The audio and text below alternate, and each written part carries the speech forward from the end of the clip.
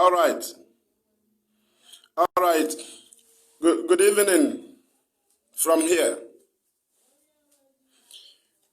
Good evening, good night, good morning, good afternoon to some of you from wherever you are listening to. You are listening from. Thank you. Today is the 12th day of September 2021. And the time now here is 5 p.m. dot from here in Biafra land. Thank you for joining us. Thank you. Thank you. Omo Chineke. Okabara bisike eje kwea. This fearless Ipob Evangelist MaziMaduabuchi Nwachukwu, as I promised to continue the very broadcast that was interrupted yesterday by Facebook or their agents, I don't care. We don't care. Who cares to know? They interrupted me and I resumed another one. They refused our people from following me up and listen to the broadcast in which we promise to come back this very day, though some other things have been added to our the topic of yesterday because we move by matters arising. Our broadcast goes by matters arising as far as our leader is still in the enemy's camp. As matter arises, we come up with broadcast programs that is suitable to our condition presently. Thank you. Thank you. We move. I remain MaziMaduabuchi Nwachukwu, the fearless Ipob Evangelist. I am from Ndiabo. Ndiabo is in Aniri. Aniri is in Ojiriva province, Biafra land. They call it Enugu anyway. They call it Enugu. Enugu. The Enugu is supposed to be ENUGU, That is how it's supposed to be. That is Enugu, right? But the white men write Enugu, which has no meaning in our land. Has no meaning. What we have is Enugu. GWU. Thank you, Mochineke. GWU. ENUGW, not ENUGU. That is the white man's own. They came to this place, they named Lohum. They named it Nohum. You don't need to follow them. They saw a hubo, they call it a fibo. You don't need to follow them. We need to go back to who we are. That's why we are dying. That the former things, those things our God gave to our forefathers, will we go back to it? Before we proceed, we must pray. Acknowledge the presence of Chukwu Kabiama. Help us to share. Omo Chineke. Thank you, Chris Felix. Thank you, all of you that are joining us. Your duty is to share very wide.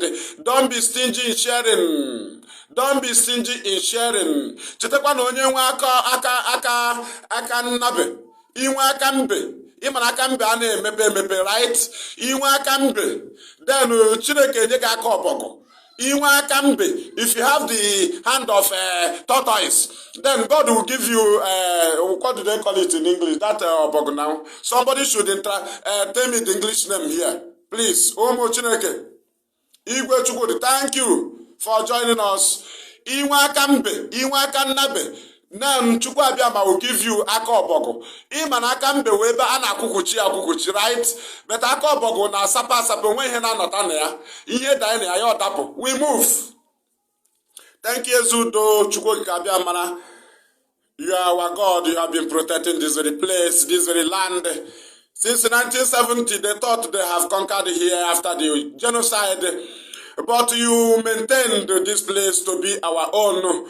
Even to this very time of 21st century, you have raised up lions in human flesh, which is IPOB. Lions in human flesh, IPOB. You have raised them that this very boundary our forefathers died for.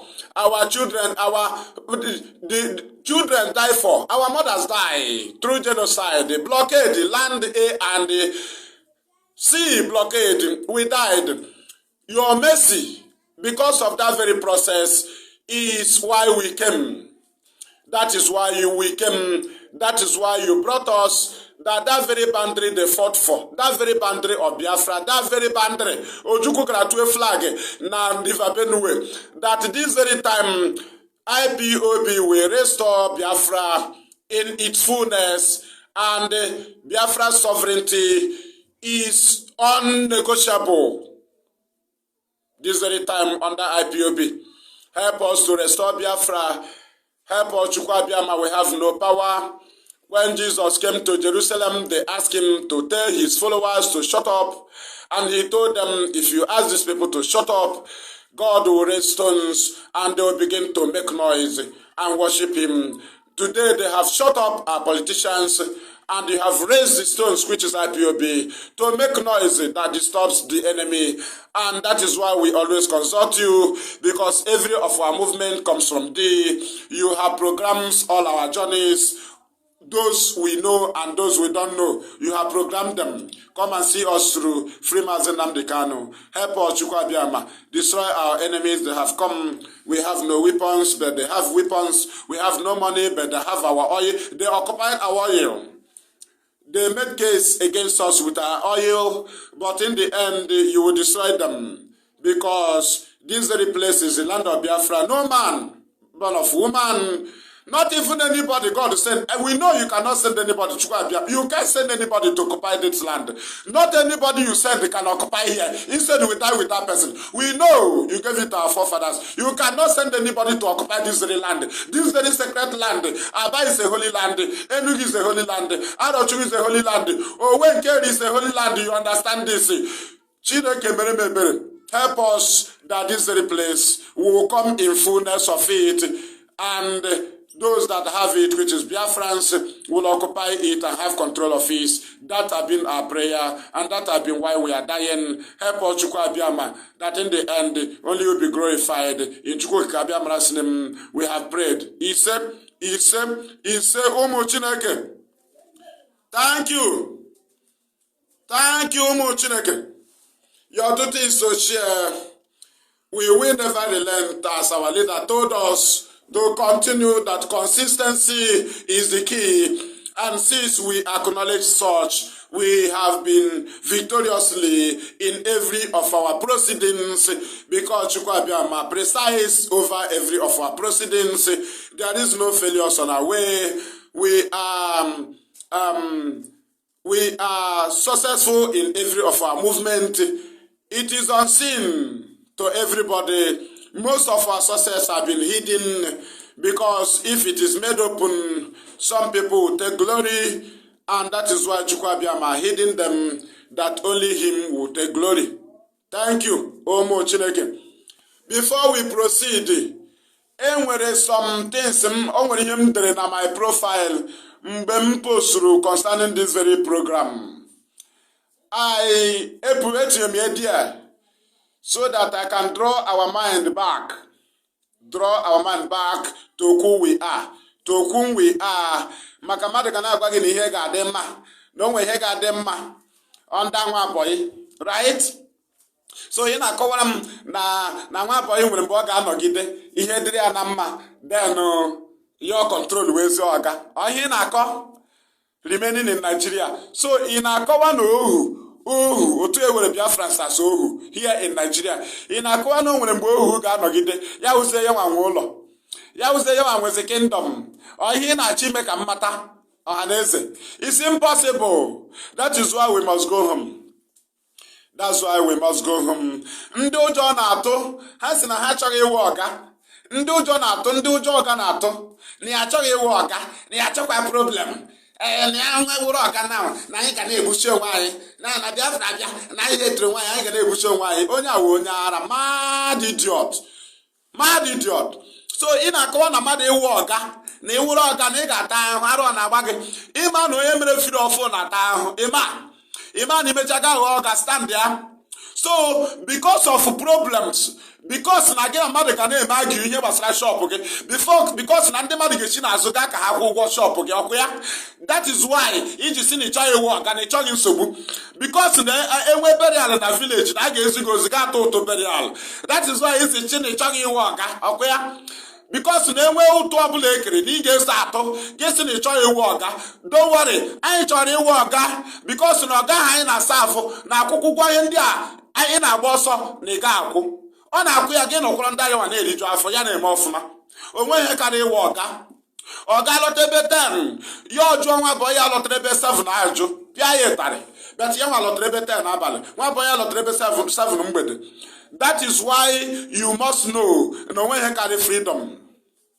Help us to share. I don't know if Facebook will allow us today. Again, I need a signal. They interrupted me yesterday. You know they have been fighting me, but we will never relent. I will be Facebook email hello hi. I don't know about email hello hi. Do you think Abiam email was up na Facebook? We are here to destroy the enemies in open. Facebook have come again. They have stopped it in that very watch, that very number 19. That's where they pinned it up now. But we must continue. Don't care about them. Don't care. That is their duty now. The enemy have paid them.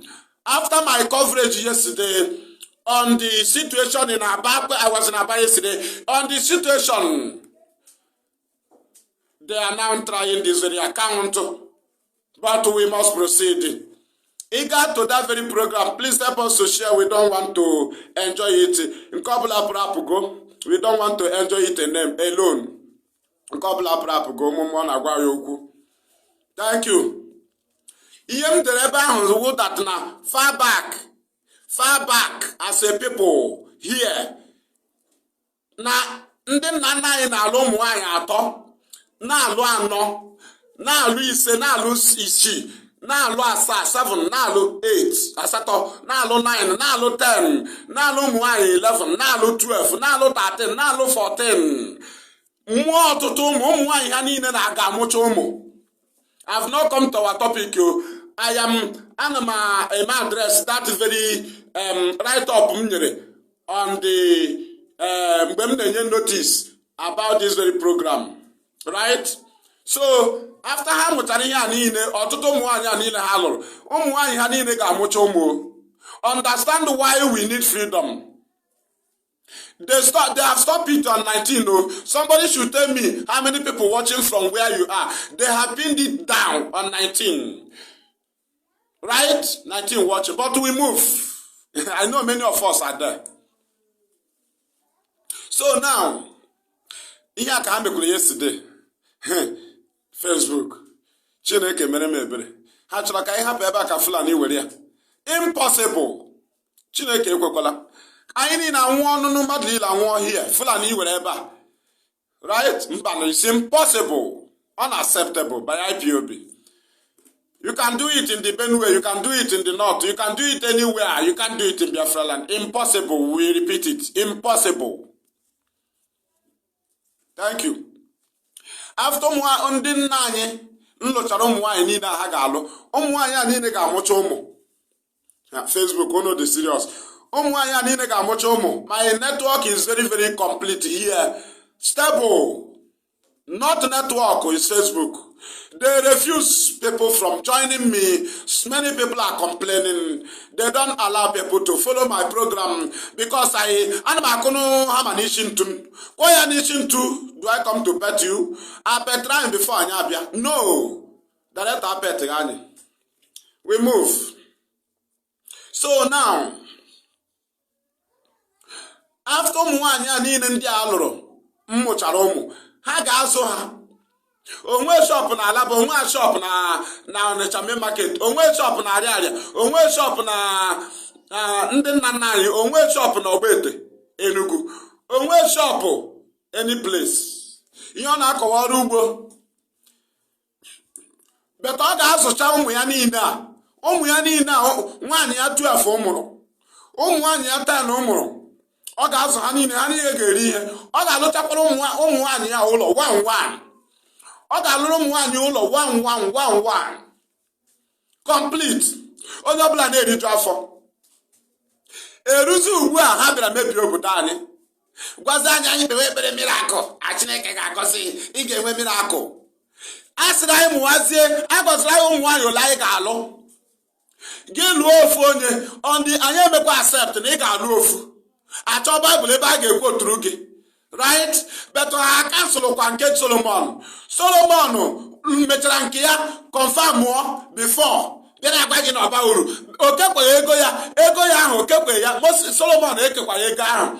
Vanity upon vanity. Okekweghị ndị mmadụ ụmụ nwaanyị ya. Okekweghị ndị enyi ya nwaanyị 300. Right? Okekweghị ndị mmadụ nwunye ya 700. He did not share it. Solomon did not share them. He did not share them. He did not share his money. His gold, he did not share it. Yeah, that's why enough vanity upon vanity. Go ahead and here. Why must you tell me that? After he discovered that, did you share it? He shared ndị mmadụ ụmụ nwaanyị gị. Agape love natara bịa kụrụ anyị akụkụ ụwa dị mma ma ọ na-eme ka anyị chefuo Chukwu. But ọ na-edikata echere. Ọ kụchara ya na-ere nata ego akụkụ ụwa. Mad people. I mecha unu ihe this time. Akụkụ ụwa dị mma ga-erecha plate gị rewetu ga-akụcha ya rewe 200. Ị kara ishe ya anyị free. Akụkụ ụwa dị mma ma ọlị nonsense sheba pụọ Israel anya na-ele. Mad people. Ndị Chineke kpọrọ ọkụ. Solomon, after vanity upon vanity, did you share your women, your 700 wives to people? The answer is no. Did you share your 300 concubines to people? Vanity upon vanity. The answer is no. Did you share your money to people? Solomon, did you share your gold? The answer is no. Can you measure vanity upon vanity? After vanity upon vanity, you still occupy them. You occupy them.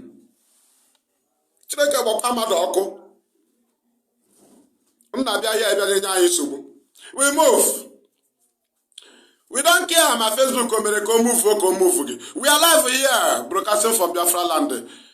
Thank you. I know how Facebook no hala fearless Ipob Evangelist. I got people in the boss. People in the boss. As if na iga labu. Thank you. Help us to share. Don't mind if they allow you to share. That is their new system. They started it yesterday. That's their new system. Is my voice coming out? Is my voice coming out? Clearly, somebody should report to me. Somebody should signal me. Very, very important that you signal me. Is my voice coming out? Clearly, I need a very clear report here. From my studio, you need to report to me. Very, very important. I need it now, urgently. I need a signal. Those of us that are watching, I need a signal that my voice is coming out clearly.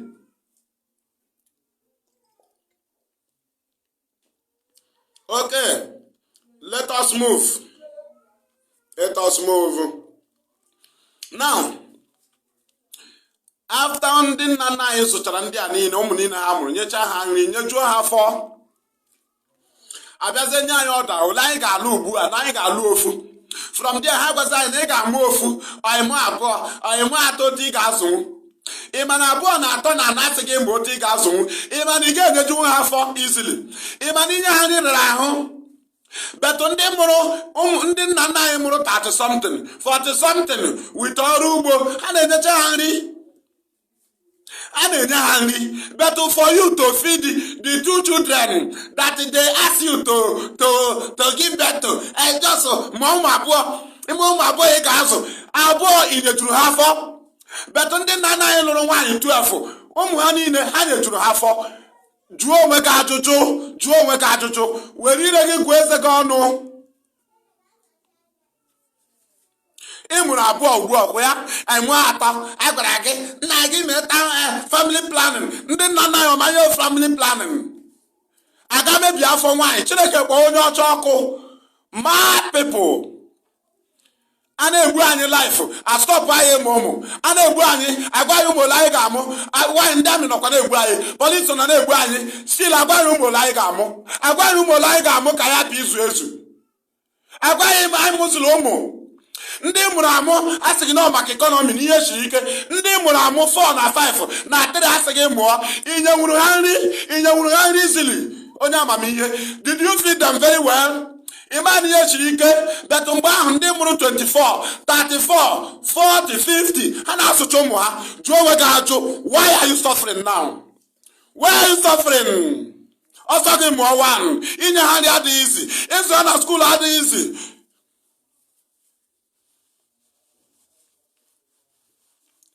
Can you understand? I have not come to our topic. I want to draw your mind back. Ka ịmata na o nwere mgbe mma anyị na-echikwasị ofe, onweghị crayfish, onweghị ose, onwe mmanụ, beta ọ ma na ọ ga-eshi ofe. O dịpụrụ ụmụ ya, gaa natara m onye ose, natara m onye mmanụ, natara m onye nnu, ma waghị ya. Onye nke dịpụkwa nwa ya, gaa natara m onye garị, si anyị unu garị. O time shebi before agọziri anyị, ọ ugbu a ka a bịara sị m kpee ekpere miracle. Ndị nna nna ya na-ekpe ekpere miracle, mmadụ ugwu onwe eziokwu ihe emebigo. Gịnị miracle? Onye ya dị plantain n'ala ya opuo, sorry, plantain ji aka ya epu, osisi abụda n'ala ya epuo, na ọ dị adị. Gasị m ga-abịa ekpere miracle, Chineke gbuo onye ọwa ọkụ, kwụnta oju na ndị nna nna na-ekpe ekpere miracle. Solve your problem. Kpee n'ekpere ka ọrụ ugbo gị ka onwe ya, na ya miracle. Kpee ekpere ka ọrụ ugbo gị ka onwe ya. A na-agwa gị na anyị nọ n'ọnwụ here. You are telling me about miracle. Ka gịnị ime? Ịkọcha ọrụ kpee ekpere ka onwe miracle ka ọ sụcha onwe ya, ka ọrụ gị sụọ onwe ya ahịhịa. You must do something. Stop the rubbish. You must do something. Otu a ka esila anyị n'iyi. Sisa asa anyị mụọ 2 mụọ 3. Anyị onye juru ha nri afọ. Did we feed well? In the name of Nigeria, Chineke kpụ unu ọkụ. Betụ ndị mmadụ na-achị gọvanọ. Ha na-achị gọvanọ, ha na onwe ha erijube afọ, hapụ ego o ji, ebe ọ chọọ inwe treatment ya ọ ga-ala bekee. O zuru ya, hospital kwesịrị nọ na be ya. O kwesịrị inwe hospital na be ya. Ụmụ ya kwesịrị na-aga skuul na nke ya. O zuru ya, uwe zuru gọvanọ. Ọ ka na-achọ ebe ọ ga-aga solve problem. Ọ ka na-aga countries ebe ọ ga-azụ nwa ya. Why na onwe ụlọ ọgwụ na nke ya? Why? Gasị m na ịchọ iwu ọga. Chineke bụ onye ọwa ọkụ. Mad people. Ndị chi mebiri. We move. Let us come to our topic. Our topic here is, thank you. I can see your signals, but I cannot see comments anymore. They stopped it somewhere, stand still, but I can see your signal. Continue. Don't mind them. Don't mind Facebook. We move. Ugwa ha kwuru Facebook to tackle me. Ọ ka ga-eme expire. The government have paid them to tackle me, my broadcast. The government. I met somebody here. They think we are joking. Ha chere anyị bịara ịkpọ ọga. Ma anyị lọta ya agbasa. Onye chere na anyị na-akpọ ọga, anyị na-egwu egwu ụmụaka. Ma anyị lọta ya agbasa, onye ọbụla laa n'ụlọ ha. Anyị chere no, ọnwụ ya anyị bịara. Ichere anyị na-egwu egwu ọnwa. This Ipob. Ichere egwu ọnwa, onye mme ya kpọrọ ya ọgbalaga. This Ipob are fighting for freedom. Anyị ticha mmadụ mmanwụ, na-ele gị anya n'ihu. Anyị chọrọ ka ọ dị gị ụtọ.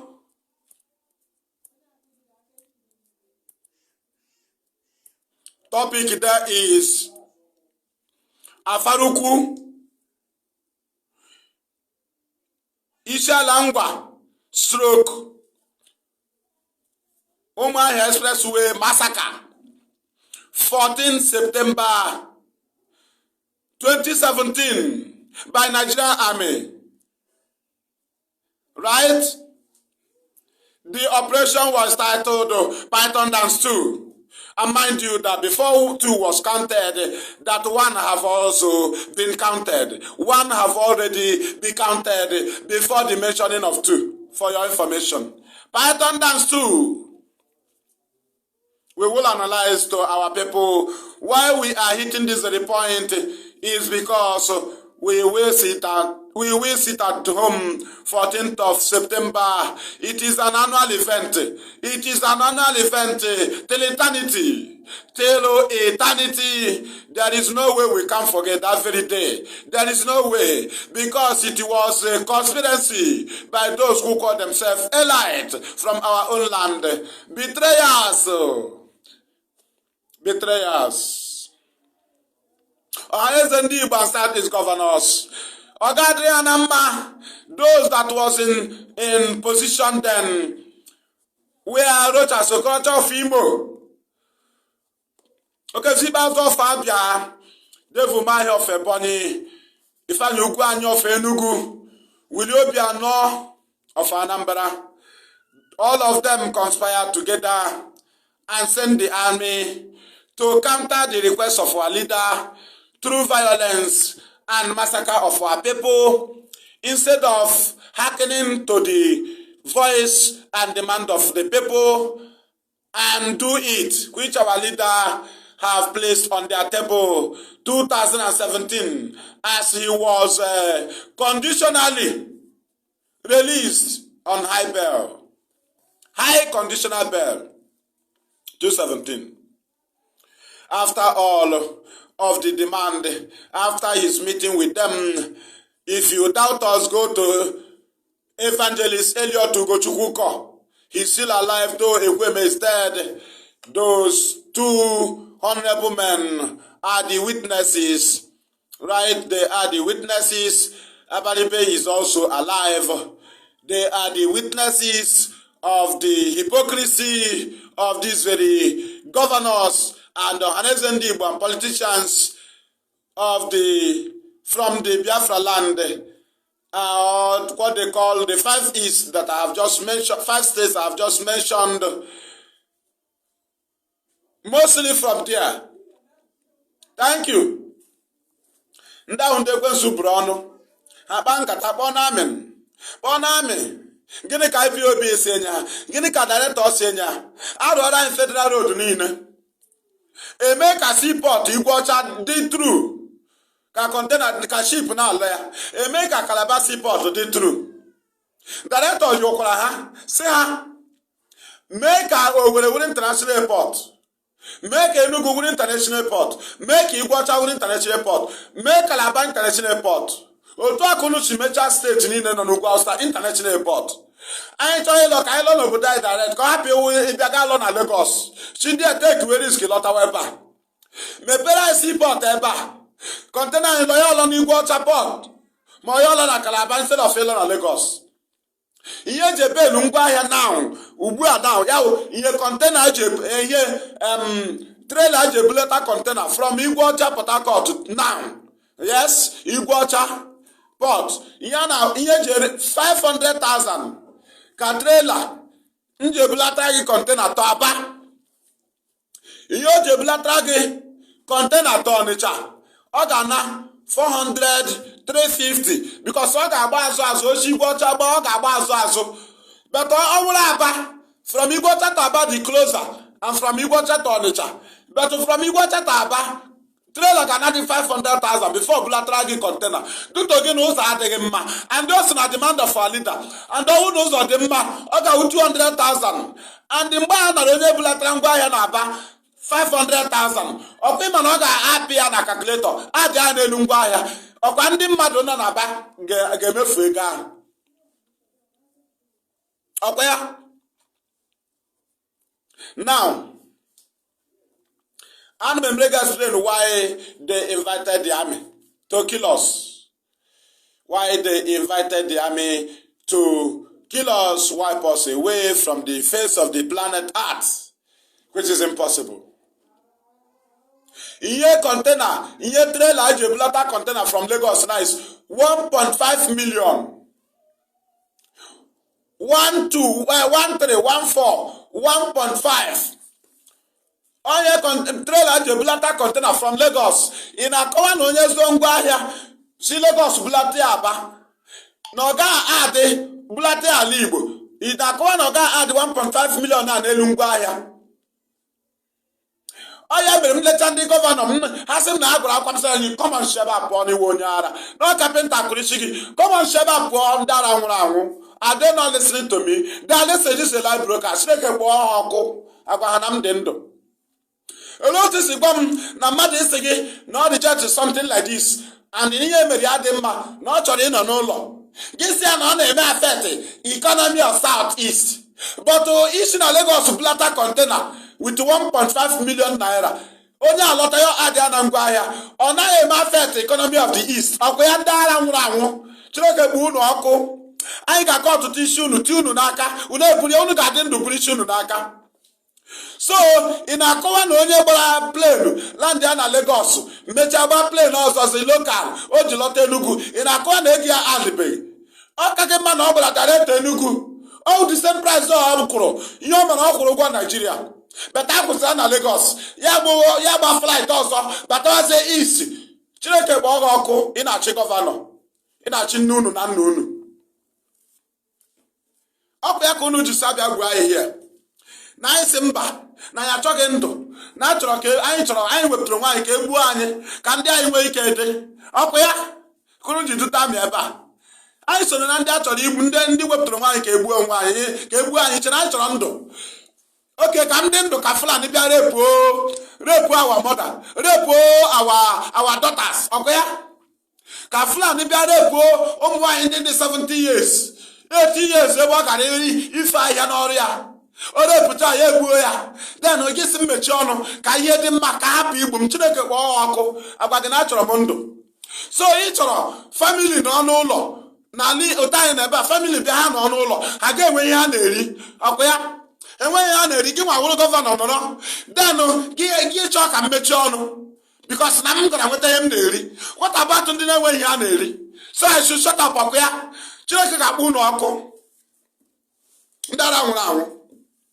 Anyị kọcha ọrụ ugbo na ma bịa taa ya anyị ga-azụọ garị 15 penta. Akwa ya bikos garị ndị a na-ezuzi na ma tadịre garị ndị ọzọ nke dị ezughị ya dị ọnụ gị size mmechi ọnụ agwa gị na m chọrọ ndụ.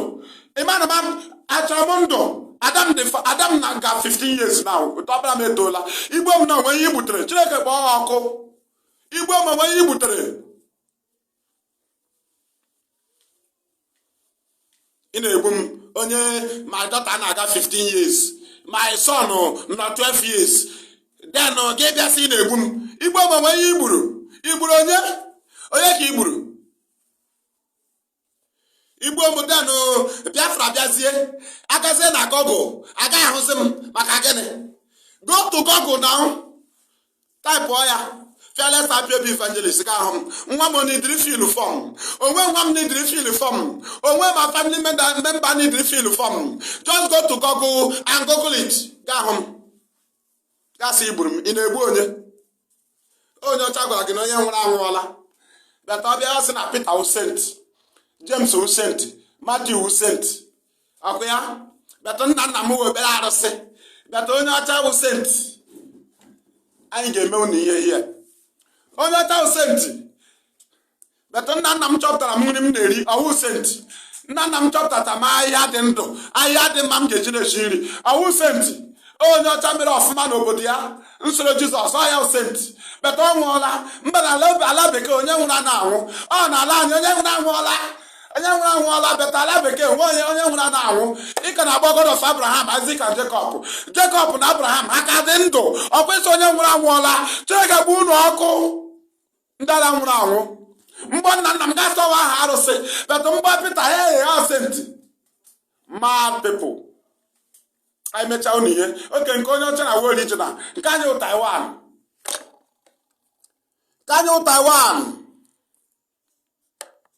Anyị mechaa unu ihe wite eziokwu. Ọkwa unu ji mma jide egbe. Ọkwa unu ji egbe ji ego ọyịlụ. Anyị nwa ji eziokwu. Anyị ji eziokwu. Onye chọrọ isefu ndụ ga-atụfu ya. ụmụ ọma niile a mụrụ ka ụnụ chọrọ ka Fulani bịa gbuo ụmụ ọma niile a mụrụ ebe akwụ ya ụmụntakịrị ha jụọ mmadụ ajụ isi agba asha gị ka Fulani ga-abịa igbu gasị iwu gọvanọ mmechi ọnụ ka ị bịa gbuo ụmụaka wit nama ka e gbuo ya otu ebe a nama tụwa nama hia then I go and sleep shot ole ehi ụra ole otu m si ehi ụra how do I sleep eburu ozu onye ọzọ ọ dịka ebu ukwu nkụ how do I sleep ụnụ sụrụ na a na-arụ ụzọ n'udu mmiri bịata ụnụ na-akụtụgharị ara n'udu mmiri bịata ụnụ na-arụ ụzọ n'udu mmiri Chineke gbu ụlọ ọkụ ị na-akụta ụlọ n'udu mmiri ị na-arụ ụzọ n'udu mmiri ụnụ na-arụ ụzọ n'ọkọchị bịata ị na-akụta ụlọ n'udu mmiri ndị ekwensu bụrụ ọnụ n'udu mmiri a na ahụhụ anọ ndị mmadụ na-ata n'Aba ka somebody nọ leleta arịarịa na-akụtu ya wickedness because na ha nọ sit at home gasị ịchọrọ ịrụ ụzọ ịchọrọ ịrụ arịarịa forward ị ga-eche ka ọkọchị bịa ị ga-eche ka ndị mmadụ nweta ego ha ji eri nri na arịarịa before ọkọchị abịa gị bịa n'udu mmiri a na-enweghị ụzọ esi aga n'Aba gị shọtụọ gị na-akụtu shọpụ ndị mmadụ na arịarịa then gasị m lagbuo because na m rere ahịa m lagbuo nu because na omeme afet ọkwa ya m ga-alagbuo agwa gị na mmadụ niile bịara ibi ụdị ndị anyị na-ebi iche na m na-eche echiche ụlọ elu gị ịmaghị na mission m dị iche my mission is to die for others ịma chena m na-eche ihe ị na-eche chena m na-eche ihe ị na-eche ka ị gaa Dubai gaa zụọ ụlọ chena ihe m na-eche ego aha ka ego ebe ọ bụla m pụtara na-akpọ m ọ bụ ezi aha ọ mba gbara agba asị gị na anyị chọrọ gain Chineke gbuo n'ọkụ right pattern dance ọkwa ka ihe dịrị anyị na mma ka ha ji kpọta amị ka egbu anyị onwekwe ihe ọzọ anyị asịkwa ha rituo n'ọchịchị onwekwe mgbe asị gọvanọ rituo josi na asị gwa ndị Abuja Nnamdi Kanu si ha gwa Abuja unu gaa gwa ha si ha rụọrọ anyị the old federal road ha mee Calabar seaport ka ọ dị mma ka ship na-alọta ebe and direct ha enye anyị ọkụ so that ụmụ nwaanyị anyị na-enweghị ha na-arụ gaa nọ na yadị ya were granọt ya oghecha ya o were mpọsị sila onwe ya na-agba mpọsị sila bikọs ọkụ dị ya plọkọ mpọsị sila ya were esiluo granọt ọnọgodu 1 month ọ ga-ajụ oyi bikọs esiluru ekechi ya ekechi ọkụ adị n'ụlọ ime ahụhụ ndị mmadụ na-ata ị ga-akpọ dọst n'ọgba osisi ịma ego ole na-ere gas now 1 kg ime ego ole na-ere kerosene beta ọkụ dị ndị mmadụ ga-eji boiler share rice ndị mmadụ ga-esave ego go electric stove ha ga-agbazi gas beta ajọsụrụ mee ka ya bi nwa ọkụ ka anyị na-ata ahụ den gasị mmechi ọnụ maka na m ji ego n'ike m na-akpa ọkụ ya mmechi ọnụ maka na gasị nke m dị mmechi ọnụ maka na kerozin m dị ọkụ ya mba ọwụotechike mmadụ niile onwe ndị ga-faịtịrị ndị ọzọ. This is a live broadcast. Help us to share it wide. Share it ka o ruo ha na ntị. Share it, we'll continue to hit them. There's no way we'll relent. Anamala azụ ọwụti ka John the Baptist mere buye Herod before Herod egbuo ya. Ọrịa ka Peter shiri before egbuo ya, ọ wee eziokwu ka o kwuru. Pọl ọwa akpaka o ghere ndị ọchịchị ọ na Pọl tụrụ ha mmehie ya n'ihu before egbuo ya. Ịgụọ Baịbụl na anyị na-agụta ya iche na mụ pastọ ndị chọrọ ịdị ndụ aga eluigwe onye hapụrụ Mohammed hapụ Kabiru hapụ Isa ọ ga-aga izu ozi ọma onye belifuru n'igbu mmadụ ya lelecha Chinedu lelecha Chibuike lelecha Chibuihe n'ezighị ozi ọma onye chi nọ n'aha ya ọ na-arọ nrọ anya na-egbu mmadụ ebe a onye gbuo mmadụ ọ na-asa aka ọbara ọ ma na o mere by mistake. Gị hapụ ndị na-egbu mmadụ bịa n'ezi m ozi ọma gasị m ị chọrọ ịga eluigwe Chineke gbawa akụ gaa n'ebe dị riski ndị na-ebe ama Chineke ha ma ya gakwu ndị ugwu gakwu ha gazie ozi ọma ka anyị mara na ị mere kapịta go now ka egbuo gị kapịta. Ị chọrọ ịdị ndụ na-eri ego tait. Ị chọghị ịga ebe ọ dị denja. Ị chọghị ịga ebe dị denja. Bet ị na-agụta ebe Pita nwụrụ. Ị na-agụta ebe James nwụrụ. Ị na-abịa ele Chinedu ezi ozi ọma. Ị na-aga ezi Sabi. Ị na-aga ezi Muhammad ozi ọma. Ị na-ezi ya maka ịma na ọ ga-egbu gị. Ịma na ọ ga-egbu gị.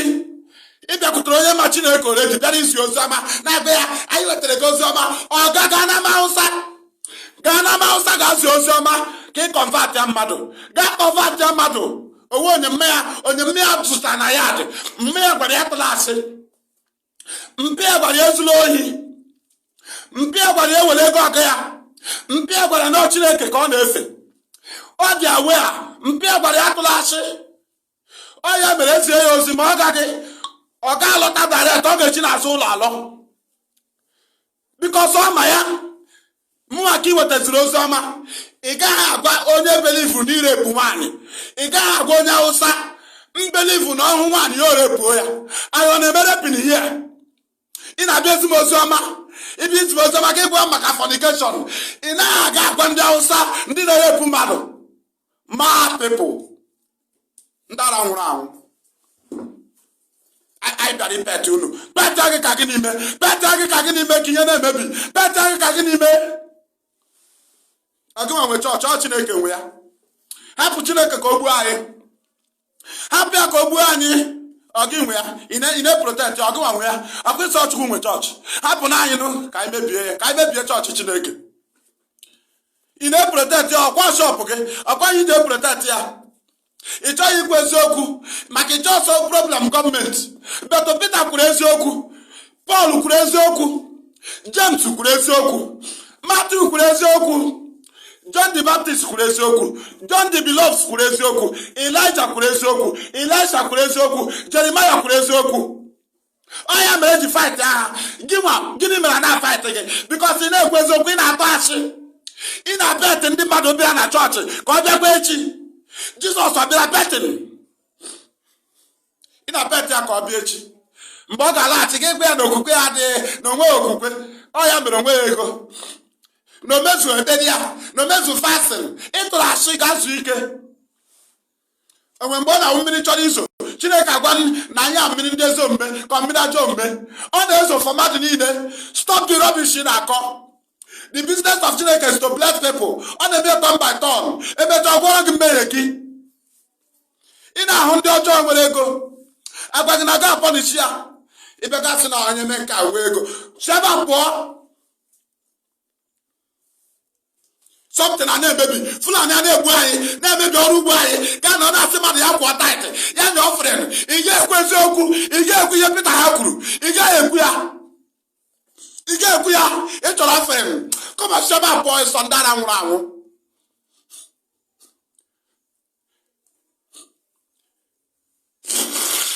Excuse me. Jesus pụtara na-eti mgbu. Woe to the scribes. Woe to the Pharisees. Woe to the hypocrites. Gị nwee kwube ya.